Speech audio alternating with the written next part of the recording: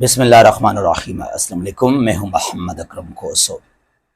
The constitution act 2024 और the 26th amendment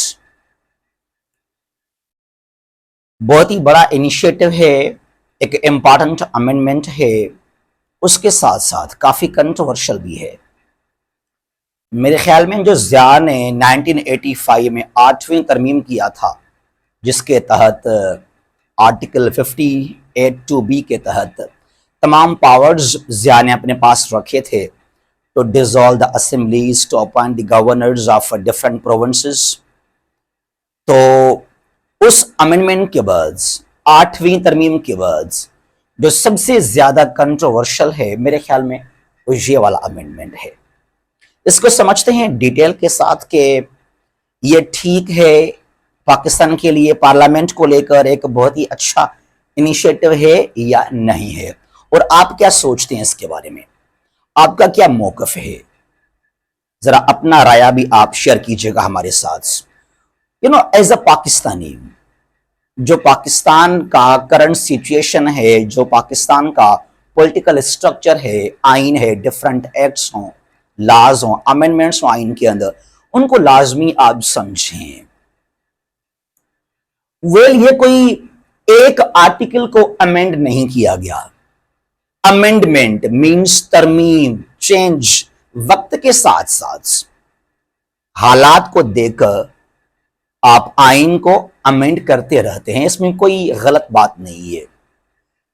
लेकिन कभी कभी क्या होता है कि डिफरेंट जो रूलर्स हैं, हुक्मरान हैं, वो अपने मफाद को लेकर, जो उनके अपने इंटरेस्ट हैं, पर्सनल गेन्स हैं, उनको लेकर वो आइन को चेंज करते हैं। और फिर कभी कभी अवाम के इंटरेस्ट को देकर, ताकि अवाम को फायदा हो, मुल्क को फायदा हो, तो उसके बारे में भी आप तरमीम करते रहते हैं। जरा आप बताइएगा, ये जो अमेंडमेंट है ये किसके इंटरेस्ट में है? गोया गवर्नमेंट के इंटरेस्ट में है या पब्लिक इंटरेस्ट में है ये? तो actually it is the series of different amendments. कोई एक दो आर्टिकल्स नहीं है। पाकिस्तान के आइन में ओवरऑल हैं 280 आर्टिकल्स, 280 आर्टिकल्स, और यहां पर बहुत सारे आर्टिकल्स को चेंज किया गया, अमेंड किया गया। कहीं पर इश्यूज नहीं है, लेकिन कहीं पर इश्यूज हैं। मसलन कैसे? गवर्नमेंट के मुताबिक ये हैं जुडिशियल रिफॉर्म्स, अदलिया को लेकर, लॉ को लेकर जो हैं ये डिफरेंट रिफॉर्म्स हमने किए हैं इंट्रोड्यूस पाकिस्तान के खुशहाली को लेकर, डेवलपमेंट को लेकर। तो इनका ऑफिशियली नाम दिया गया है फिर इनको जुडिशियल रिफॉर्म्स भी, 26th अमेंडमेंट। यहां पर आर्टिकल 9A को ऐड किया गया, पहले 9A नहीं था आइन के अंदर, ठीक है। उसके अलावा आर्टिकल 38, 48, 81 और 111 को भी अमेंड किया गया। यहां पर कोई इशू नहीं हुआ, नॉर्मली है ये ऐसे ही। उसके बाद देखा जाए तो यहां पर आर्टिकल्स 203, 203 to 259, यहां भी डिफरेंट आर्टिकल्स हैं, उनको अमेंड किया गया है। 203 से लेकर 259 इलेक्शन को लेकर भी। तो यहां भी इतना कोई कंट्रोवर्सी नहीं है, ठीक है, टू सम एक्सटेंट। लेकिन जब प्रॉब्लम है अपोजिशन को, पीटीआई को, वो यहां पर है। कहां? आर्टिकल्स 175 to 212, जो आईन है हमारा पाकिस्तान का, ये जो आर्टिकल्स हैं 175 से लेकर 212 तक, ये हैं अबाउट जुडिशरी, पाकिस्तान के अदलिया को लेकर, सुप्रीम कोर्ट, हाई कोर्ट से उनके बारे में है। अब यहां पर दो ऐसे आर्टिकल्स हैं, उनको अमेंड किया गया है। कंट्रोवर्सी यहां से शुरू हुआ। कौन से दो आर्टिकल्स हैं? आर्टिकल 175A, आर्टिकल 175 सिर्फ नहीं है, 175A यहां पर तजाद है, ये कंट्रोवर्शियल है। और आर्टिकल 184, 184, 175A एंड 184 184 यहां पर कंट्रोवर्सीज हैं। अब जरा समझते हैं फिर हम इन डिटेल कि आर्टिकल 175 ए में क्या है और आर्टिकल 184 में क्या है, गवर्नमेंट ने किस तरह इनको चेंज किया, अमेंड किया। ये तीन चीजें हैं। अब ये तीन चीजें, ये है थीसिस स्टेटमेंट, आप समझ लें गवर्नमेंट ने ये तीन काम किए हैं। ये दो को समझिएगा गौर से। Number one, it empowers, it means के this amendment, it empowers the Prime Minister to appoint the Chief Justice of Pakistan, CJP, from the three most senior judges.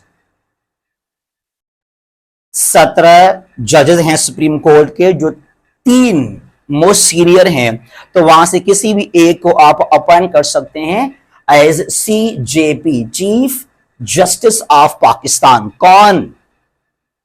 Prime minister of Pakistan. ठीक है, इनके पावर्स किसको दिए गए? वजीर आजम को, प्राइम मिनिस्टर को।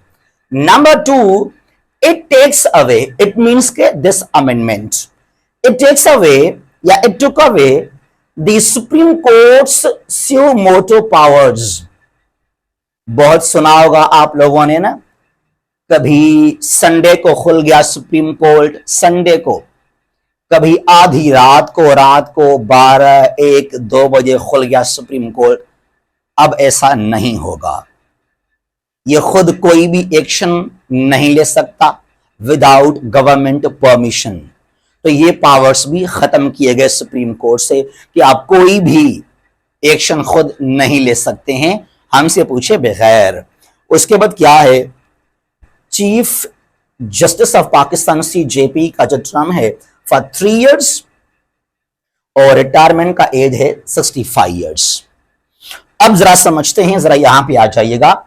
आर्टिकल 175A 175A, एक 175 है सिर्फ, उसके बाद है 175A। 175A किसके बारे में है? अपॉइंटमेंट ऑफ द जजेस to the supreme court, high courts and federal Shariat court. जो इनके जजेस हैं उनको किस तरह अपॉइंट किया जाए, मुकर्रर किया जाए, उसके बारे में है आर्टिकल 175A। अब यहां पर जो पहले आइन में लिखा हुआ है वो ये लिखा हुआ है, जुडिशियल कमीशन का काम है ये टू अपॉइंट द जजेस, सुप्रीम कोर्ट हो, हाई कोर्ट्स, तो जिनके जजेस हैं, इवन फेडरल शरीयत कोर्ट का जजेस। तो फिर यहां पर क्या, the powers were given to the judicial commission, इसका काम है कि इनको अपॉइंट करे। Also the chief justice of Pakistan, इसका काम है जुडिशियल कमीशन का। अब इसका चेयरमैन खुद CJP, उसके बाद 4 जजेस हैं, अटॉर्नी जनरल, लॉ मिनिस्टर, बहुत सारे मेंबर्स थे इसके अंदर the judicial commission of Pakistan. और ये इसका काम था अपॉइंट करना जजेस को on the basis of seniority. लेकिन अब ऐसा नहीं है, ये चेंज किया गया, ये खत्म हो गया। अब क्या है, parliamentary committee will appoint the जजेस, chief justice of supreme court, जो तमाम बाकी जजेस हैं सुप्रीम कोर्ट के, हाई कोर्ट्स के, फेडरल शरीयत कोर्ट के जजेस वगैरह, इन सब को अपॉइंट कौन करेगा? Parliament, parliamentary committee. अब यहां पर याद रखना, यहां पर इस कमेटी के अंदर 12 मेंबर्स होंगे। कितने मेंबर्स होंगे? शायद आज जब अभी तक मैं बना रहा हूं ये लेक्चर, ये वीडियो, कोई 5:30 बज रहे हैं, तो अभी तक शायद ये नहीं बना, इसको तश्कील नहीं दिया गया फाइनली, ज़ेरे बहस अभी है। 12 मेंबर्स यहां पर होंगे इस पार्लियामेंट्री कमेटी के अंदर, और कुछ यूं होंगे कि 8 यहां से होंगे NA मेंबर्स, यानी कि 8 यहां पर होंगे MNAs, members of national assembly, और 4 यहां पर होंगे senators, members of senate, overall 12। और फिर यहां पर क्या होगा, this parliamentary committee it will decide, यहां पर क्या होगा, ये जो 3 मोस्ट सीनियर जजेस हैं, ये लिस्ट बनाएंगे, इन तीनों के नाम रखेंगे वहां पर कि ये 3 जजेस हैं on the basis of seniority. तो फिर ये कमेटी जो है ये 3 नाम सेंड करेगा towards our honourable prime minister. तो वो उसकी मर्जी जिसको सिलेक्ट करे उन तीनों में से। वजीर आजम सिलेक्ट करे 3 से किसी भी जज को। अभी पहले ऐसा नहीं था, अब ऐसा हुआ। और फिर पीएम जो है दस्तखत करने के लिए, अप्रूव करने के लिए ये नाम भेजेगा टुवर्ड्स प्रेसिडेंट कि मैंने इस जज को अपॉइंट किया as chief justice of Pakistan. तो सर यहां पे आप अभी करें सिग्नेचर, साइन करें, अप्रूवल दे अपना। ये तो ये वजीर आजम का काम है। तीनों में से किसी को भी वो पिक कर ले as our honourable chief justice of supreme court. ठीक है जी। तो ये बहुत ही बड़ा हुआ कंट्रोवर्शियल कि वजीर आजम के पास अख्तियारात आ गए हैं, वो किसको भी अपॉइंट करे इन तीनों में से एज द CJP। पहले ऐसा नहीं था। नंबर 2 जो दूसरा कंट्रोवर्शियल एक अमेंड जो है आर्टिकल है, आर्टिकल 184 184। ये किसके बारे में है? About the jurisdiction of the supreme court. जो ताकत है, जो पावर है सुप्रीम कोर्ट का, उसके बारे में है। अब 175A इसके बारे में था। मैंने कहा नंबर 1 पीएम के पास अथॉरिटी है कि अपॉइंट करे वो। नंबर 2 यहां पर स्यो मोटो वाला जो ताकत था, पावर था, अब यहां उसको हम समझते हैं। जुरिस्डिक्शन ऑफ सुप्रीम कोर्ट, क्या ताकत है, क्या पावर है, क्या अथॉरिटी है अंडर सुप्रीम कोर्ट। ये पहले 184 आर्टिकल में लिखा हुआ था। ये पहले यहां पे क्या लिखा हुआ था कि सुप्रीम कोर्ट जब चाहे एक्शन ले सकता है, जब चाहे समोटो एक्शन ले सकता है, कोई ऑर्डर इशू कर सकता है। आपने देखा, आपने सुना होगा कि 2022 अप्रैल की बात है, ये जो बड़ा इशू हुआ, हंगामा हुआ, तब थे वजीर आजम इमरान खान, पीटीआई गवर्नमेंट था। तो फिर अदम एतमाद का वोट पेश किया गया अप्रैल 2022 पार्लियामेंट के अंदर इन अवर नेशनल असेंबली। तो वहां सूरी ने, कासिम सूरी का आया था रूलिंग कि ये जो वोट है ये इलीगल है, इसमें फॉरेन इंटरफेरेंस से मदाखलत है। फिर सुप्रीम कोर्ट ने खुद एक्शन लिया, दरवाजे खुल गए सुप्रीम कोर्ट के हर लिहाज से हुआ। मैंने देखा और आपने देखा, यानी कि उसके पास पहले पावर थे, अथॉरिटीज थे, जब चाहे एक्शन ले, चाहे वो संडे भी है, वो रात है, वो शाम है, वो सुबह है, वो जो भी है, चाहे जलजला हो, जंग लग जाए, सुप्रीम कोर्ट के पास पहले अथॉरिटी था, पावर था, it can take suo motu action. लेकिन अब क्या होगा? अब ऐसा नहीं होगा। अब क्या लिखा हुआ है इस अमेंडमेंट के अंदर? ये एग्जैक्ट अल्फाज हैं, ये एग्जैक्ट अल्फाज हैं 26th अमेंडमेंट के अंदर ये अल्फाज हैं। मोस्ट कंट्रोवर्शियल ये अल्फाज हैं यहां से लेकर यहां तक। अब यहां पे क्या लिखा हुआ है? The supreme court shall not make an order, the supreme court shall not make an order or give direction or make declaration on its own, खुद ब खुद कोई भी ऑर्डर, डिक्लेरेशन, डायरेक्शन नहीं देगा सुप्रीम कोर्ट अपने तरफ से। और in the nature of suo motu exercise, ये भी खत्म हो गया। खुद कोई नोटिस नहीं ले सकता of jurisdiction beyond the contents of any application। यानी सुप्रीम कोर्ट जो है अभी कोई भी ऑर्डर इश्यू नहीं करेगा, कोई फतवा जारी नहीं करेगा, कोई एक्शन नहीं लेगा। सो मोटो सब कुछ खत्म हो गया without the permission of government.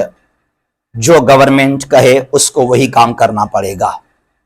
अब सबसे जो आजकल ज्यादा कंट्रोवर्शियल वो ये आर्टिकल 184 को जो चेंज किया गया है। अब मैं सुन रहा था कि जो बहुत सारे हमारे जजेस हैं उन्होंने कहा कि ये एक अटैक है जुडिशरी के ऊपर, अदलिया के ऊपर, सुप्रीम कोर्ट के ऊपर, इसको हम बर्दाश्त नहीं करेंगे। और 2005, 6, 7, 8 में जो था जुडिशल एक्टिविज्म, तहरीक चली थी। एक बार फिर से हम तहरीक चलाएंगे वुकला for the supremacy of supreme court of Pakistan. अब देखते हैं जरा कि क्या होता है, लेकिन यह दावा है गवर्नमेंट का, these are judicial reforms. Well, देखा जाए तो काफी हद तक ठीक भी है। तो एम्पावर पार्लियामेंट, यानी कि अब तमाम जो अख्तियारात हैं वो पार्लियामेंट के पास चले गए हैं। तमाम पावर्स किसके पास हैं? Under parliament. सुप्रीम कोर्ट वहां कोई मदाखलत इंटरफेयर नहीं कर सकता। गुड, बहुत अच्छा हुआ, ये भी मैं चाहता हूं। लेकिन बात यह है, जो आज PDM2 कहें या PML नून कहें, जो पार्टी पावर में है, 2022 में जब इमरान खान के खिलाफ जो हैं बंदियाल साहब ने एक्शन लिया था, तब तो आप बहुत खुश हो गए थे। सुप्रीम कोर्ट ने एक्शन लिया, बहुत अच्छा किया, और आज ये गलत क्यों नजर आ रहा है? ठीक है जी। अच्छा, दूसरी बात, मैं चाहता हूं कि पार्लियामेंट को इख्तियार हो, उसको पावरफुल करें, उसको एम्पावर करें आप। जुडिशरी का यहां पर कोई इन्वॉल्वमेंट नहीं होना चाहिए। लेकिन याद रखना आज का ये मेरा लेक्चर, मेरे अल्फाज, PML नॉन गवर्नमेंट जहां तक है तो ये अमेंडमेंट रहेगा, पार्लियामेंट पावरफुल होगा। और जैसे ये गवर्नमेंट जाएगी फिर चिल्लाएंगे कि पार्लियामेंट के पास इतने अख्तियारात क्यों हैं, सुप्रीम कोर्ट फिर किसके लिए? उसको तो पावरफुल लाजमी आप करें। तो हमारे पास क्या है पाकिस्तान में, अनफॉर्चुनेटली हम जब कोई अमेंडमेंट करते हैं आइन के अंदर, कोई हम बिल पास करते हैं, लॉ पास करते हैं ना, उसमें सिर्फ अपने बारे में, जो गवर्नमेंट के अंदर जो लोग पावर में हैं, जिनके पास पावर है, अथॉरिटीज, जो वजीर आजम है, जो मिनिस्टर्स हैं, खुद को पावरफुल करने के लिए कि हम स्टे करें पावर में, जो हमारी गवर्नमेंट है वो स्ट्रांग हो, उसके लिए अमेंडमेंट किए जाते हैं, but not for public interest, कि क्या कुछ मिलेगा यहां पब्लिक को, अवाम को। अगर ये अमेंडमेंट ताहयात हो, परमानेंट हो, दैट्स गुड, ये ठीक है, ये बेहतर है। फिर वजीर आजम जो हैं 5 साल आराम से स्टे कर सकता है, अपना टेन्योर मुकम्मल कर सकता है। और सुप्रीम कोर्ट की भी काफी गलतियां हैं, सुप्रीम कोर्ट को मिसयूज किया गया है। तारीख गवाह है, आप देखें जरा, 1954 में जो वाकया हुआ, जो तमीजुद्दीन का केस सुना होगा आप लोगों ने, the assembly was dissolved in October 1954 by the then governor general Malik Ghulam Mohammad. उसके बाद केस हुआ, जो हमारे दूसरे थे तब सुप्रीम कोर्ट के honourable chief justice Mohammad Munir sahab, उसने कहा कि डॉक्ट्रिन ऑफ नेसेसिटी है, नजर जरूरत है। बहुत अच्छा किया है गवर्नर जनरल साहब ने, असेंबली को डिसॉल्व करके बहुत अच्छा काम किया है। तो सुप्रीम कोर्ट ने ना काफी गलत फैसले भी किए हैं तारीख के अंदर, ठीक है। तो यहां पर पार्लियामेंट को स्ट्रांग करना ठीक है, समहाउ गुड भी है। लेकिन बात यह है, फिर गलत बात इसके लिए भी है कि आधी रात को 2 बजे, 3 बजे, 4 बजे, 5 सुबह, तारीख में कभी भी हमने नहीं देखा पाकिस्तान के हिस्ट्री के अंदर या दुनिया के अंदर भी इवन, कि आधी रात को आप आइन को चेंज करें, अमेंडमेंट करें। और कुछ ऐसे आप लेकर आए सेनेटर्स जो पिछले कई महीनों से, सालों से वो गायब थे, डिसअपियर थे, व्हील चेयर पे आ गए वोट कास्ट करने के लिए। अब यहां पे ना फिर कुछ खदशात रहते हैं कि ये गलत किया गवर्नमेंट ने, यहां गवर्नमेंट का नीयत खराब है, या शायद वोट उनके पास मेजॉरिटी नहीं थी, ऐसे इलीगली तौर पे इसको पास किया गया बाय फोर्स, डंडे के जोर पर, रात को बस सुबह सुना के भाई ये पास हुआ अमेंडमेंट। किसी को उठाया गया, किसी को गुम किया गया, किसी के ऊपर फोर्स किया गया कि आप लाजमी जो है सपोर्ट करें इस तरमीम को, इस तरह। बहरहाल आपका क्या सोच है, आप क्या कहते हैं कि ये अमेंडमेंट बेहतर है, सही है या गलत है? जो अख्तियारात आज वजीर आजम के पास हैं, पार्लियामेंट के पास हैं, वो ठीक हैं या ठीक नहीं है? आपका क्या मौकफ है एज ए पाकिस्तानी? आप लाजमी अपना माइंडसेट, अपना मौकफ शेयर करें हमारे साथ।